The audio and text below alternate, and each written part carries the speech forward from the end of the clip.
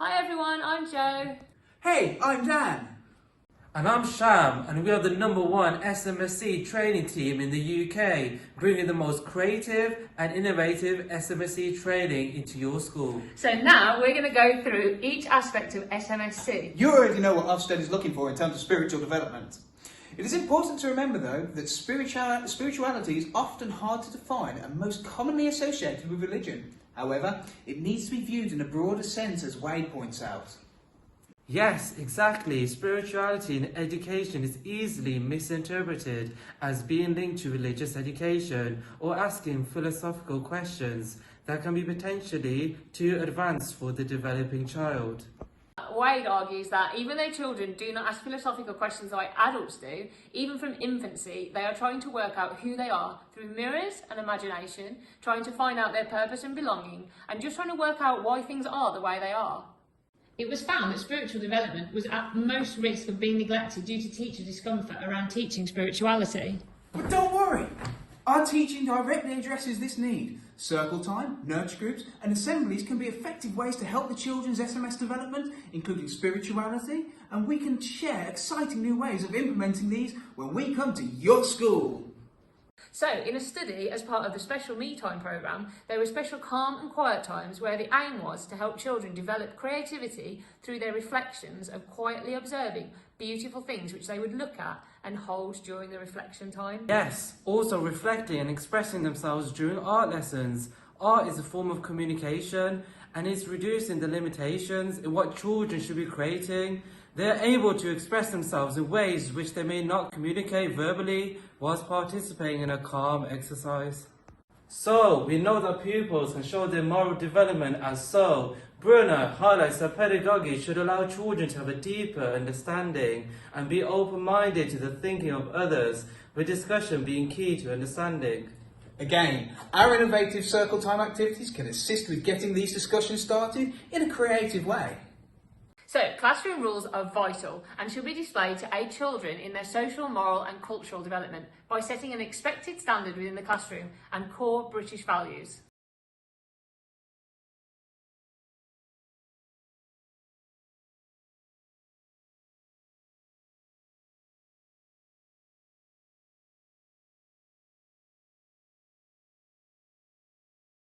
In a study which looked at social emotional behaviour, participation in arts and crafts as well as music activities was associated with higher adaptive behaviour compared to non-participation. A 2 or 3 year participation in arts and crafts activities was also associated with lower internalising of problems. However, this study also identified that boys were more likely to participate in sports than arts and crafts. This raises a question: is it the activity that benefits children's social and emotional skills, or did arts and crafts affect children more likely to externalise problems? So that's something to think about. Okay, so lastly, we're going to look at cultural development.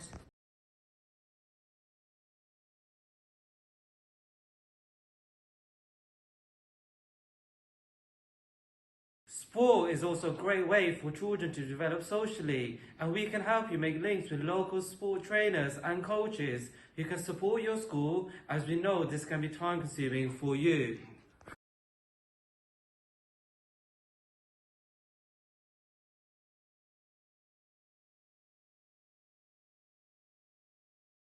Additionally, classroom rules improve overall behaviour in the classroom. Positive reinforcement aims to teach pupils what they are required to do, which is to behave in a socially responsible way, and punishment teaches pupils what they should not be doing. We do need to consider, if we're trying to get the children to be socially acceptable by maintaining the minimum standard, are we taking away any creativity and exploration by enforcing these rules in the classroom? Yes, that's right, and this is what we can help you with. We will help you go beyond just implementing the rules, but teach you how to do this creatively throughout the school while still giving the children a sense of freedom. Using roleplay activities such as drama and debates in which children are presented with characters and a scenario without providing the full outcome, children can develop empathy and understanding of SMSC scenarios. For example, getting local police and community support officers into school. Yes, exactly, and it's so important to work with different agencies. The Department for Education and Skills defines multi-agency working as different services and teams of professionals and other staff working together to provide the services that fully meet the needs of the young people and children that you are working with and their parents and carers. We can help you make connections with local agencies, parents and members of the community. Now, let's look at social development. Here's what Ofsted say about cultural development. Cultural development is a difficult concept, as culture in its own right has many different meanings and is complicated by each child bringing their own values into the school. Logical systems theory suggests that children are affected by a range of influences. The most immediate of these, the children's microsystem, shows the influence of parents. Yes, exactly. Arguably, this is where children are likely to be most commonly exposed to influences. So if the child's macrosystems are not synchronised, the child may feel excluded. Incorporation of the cultural capital may encourage useful behaviour, whereas exclusion may result in useless behaviour, in which the child remains egocentric and could inadvertently seek for mistaken goals to find acceptance. Seeking these outcomes is not only deconstructive to their learning, but also contradicts each aspect of the child's SMSC development. We have lots of creative cross-curricular activities to share with you to engage children in developing their cultural understanding.